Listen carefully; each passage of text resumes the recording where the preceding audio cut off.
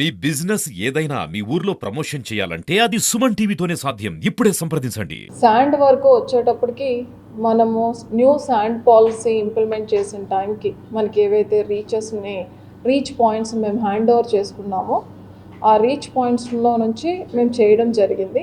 As of now ఇప్పుడు యాక్టివ్గా 2 sand points ఉన్నాయి. ఒకటి పండాలపర్రు, రెండవది పెండ్యాల్. ఇక్కడే మనకి శాండ్ అవైలబుల్గా ఉంది.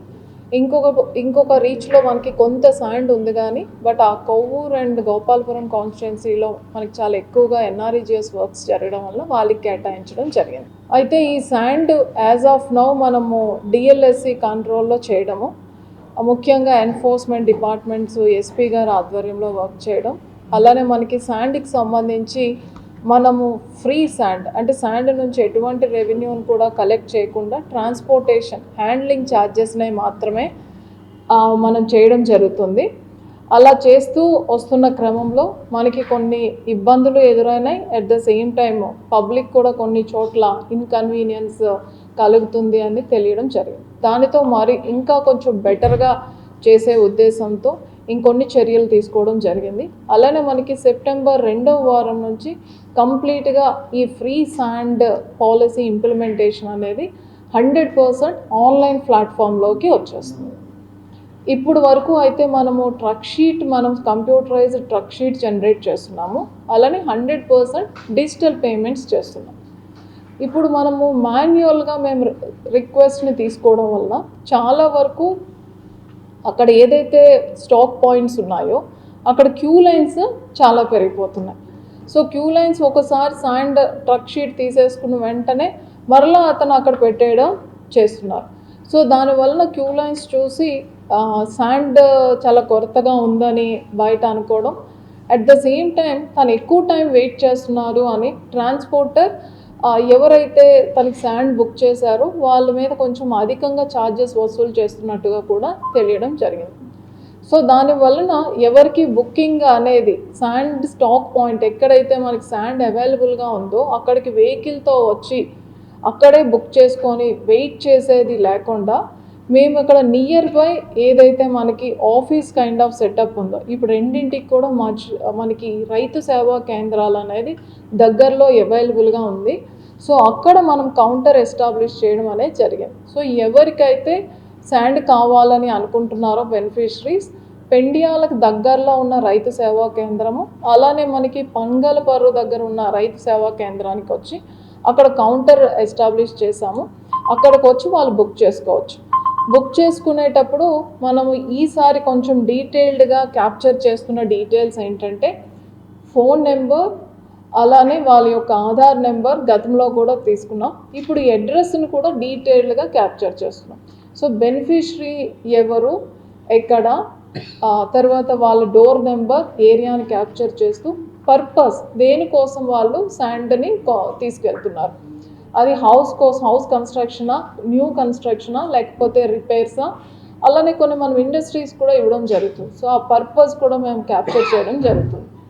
దానితో పాటుగా వాళ్ళకి మేము ఏ టైంలో శాండ్ సప్లై చేయగలం, ఈరోజు నేను ఎస్పీ గారు వెళ్ళి ఆ పెండ్యాల రీచ్లో మేము కాసేపు స్పెండ్ చేసి చూసేటప్పుడు ఫుల్ కెపాసిటీతో మాకు పెండ్యాల దగ్గర ఉన్న స్టాక్ పాయింట్ రన్ అయితే వాళ్ళ కెపాసిటీ రోజుకి 120 లోడ్స్ని చేయగలుగుతున్నారు. సో ఒక రోజులో మేము 120 లోడ్స్ ఇస్తాం కాబట్టి 120 టోకెన్స్ వాళ్ళు ఏ టైంలో రావాలి అని ఇవ్వడం జరుగుతుంది. అదే క్లియర్గా ట్రక్ షీట్లో కూడా మేము మెన్షన్ చేయడం జరుగుతుంది.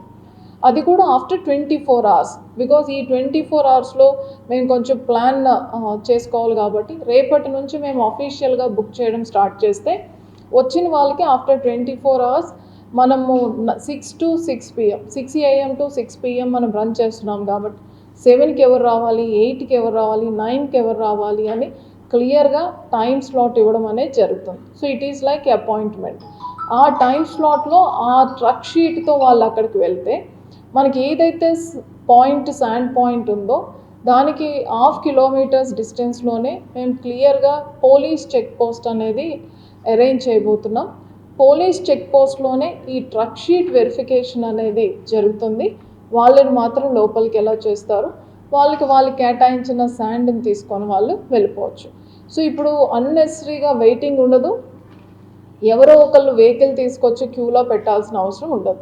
వాళ్ళు బుక్ చేసుకునేటప్పుడు 24 గంటల్లో ఎంతమందికి ఇవ్వగలం, 48 గంటల్లో ఎంతమందికి ఇవ్వగలం అనేది మేము క్లియర్గా చెప్పడం జరుగుతుంది. This is one rectification measure we are going to take. Second is vehicles వచ్చినప్పుడు ఈస్ట్ గోదావరి డిస్ట్రిక్ట్లో వచ్చిన ఇబ్బంది ఏంటంటే, వెస్ట్ గోదావరిలో వాళ్ళు కూడా ఈస్ట్లోనే తీసుకుంటున్నారు, ఏలూరులో నియర్ బై మండల్స్ ఏవైతే ఉన్నాయో వాళ్ళు కూడా ఈస్ట్ గోదావరిలో తీసుకుంటున్నారు. అలానే మనకి అఫీషియల్ రిక్వెస్ట్ వచ్చిన దాని ప్రకారం అనకాపల్లి అండ్ వైజాగ్లో కూడా ఇవ్వడం మనకి జరుగుతుంది. సో దానివలన వెహికల్స్ పూలింగ్ అనేది మనకి క్లియర్గా తెలియటం లేదు.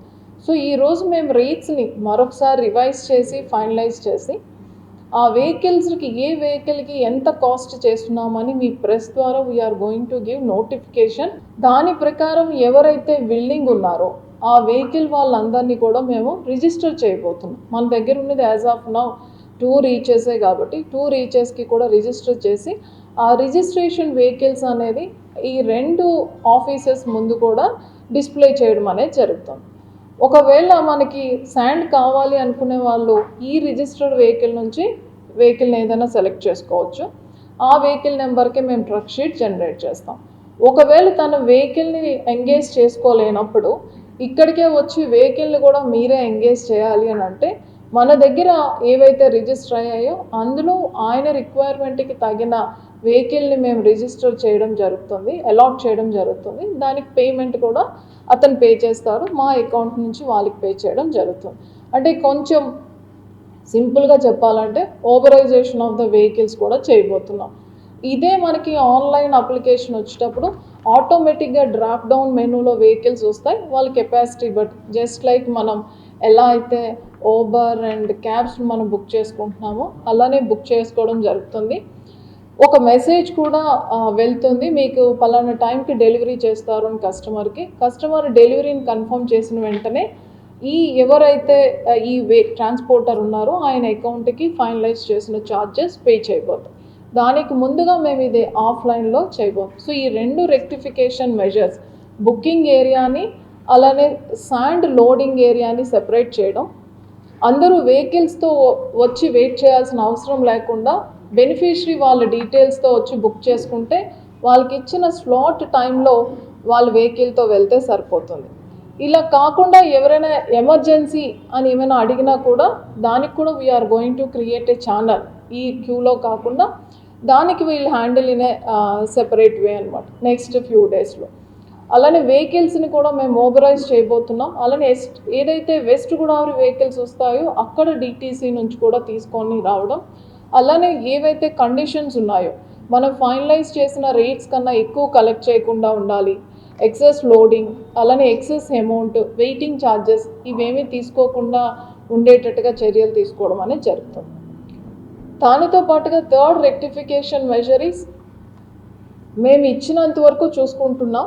బట్ ఒకసారి మెటీరియల్ ఇచ్చాక ఎండ్ బెనిఫిషరీకి వాట్ ఈస్ ద ఎఫెక్ట్ అంటే what is the actual benefit is getting అనేది ఇక నుంచి క్రాస్ చెక్ చేయబోతున్నాం. సో క్లియర్గా అడ్రస్ క్యాప్చర్ చేయబోతున్నాం కాబట్టి 20% ఆఫ్ ద ఈ రోజు జరిగిన బుకింగ్స్లో 20% అనేది రెవెన్యూ డిపార్ట్మెంట్ ద్వారా వెరిఫికేషన్, అలానే పోలీస్ డిపార్ట్మెంట్ ద్వారా ఒక 10%, సెబ్ అండ్ ట్రాన్స్పోర్ట్ డిపార్ట్మెంట్ ద్వారా కూడా ఒక 10% వెరిఫికేషన్ జరుగుతుంది. సో బెనిఫిషరీస్ బుక్ చేసుకున్న వాళ్ళందరూ కూడా ఏ అడ్రస్ అయితే ఏ ఆధార్ నెంబర్ అయితే ఇచ్చారో దానికే వెళ్తుందా లేదా, ఒకవేళ ఏమైనా ఇర్రెగ్యులారిటీస్ కానీ డైవర్షన్స్ కానీ ఐడెంటిఫై చేస్తే వాటిని అందరినీ కూడా మేము నాట్ అలౌడ్ లిస్ట్లో ఒక 3 months పాటు పెట్టబోతున్నాం.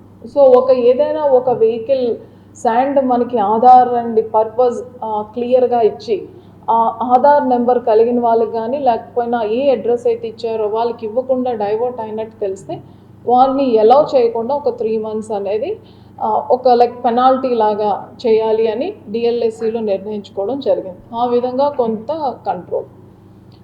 అనాథరైజ్డ్ మైనింగ్ అయితే ఇప్పటి వరకు మనకి ఇష్యూస్ రాలేదు. బట్ అనాథరైజ్డ్ మైనింగ్ కూడా జరగకుండా ఉండడానికి ఇంకా మన విజిలెన్స్ అండ్ ఎన్ఫోర్స్మెంట్ని స్ట్రెంగ్థెన్ చేస్తున్నాం. ఎస్పీ గారి ద్వారా కొన్ని టీమ్స్ కూడా ఫీల్డ్లో చాలా విజిలెంట్గా ఉండిపోతుంది. These are the few rectification steps reduce the inconvenience to the public in coming days.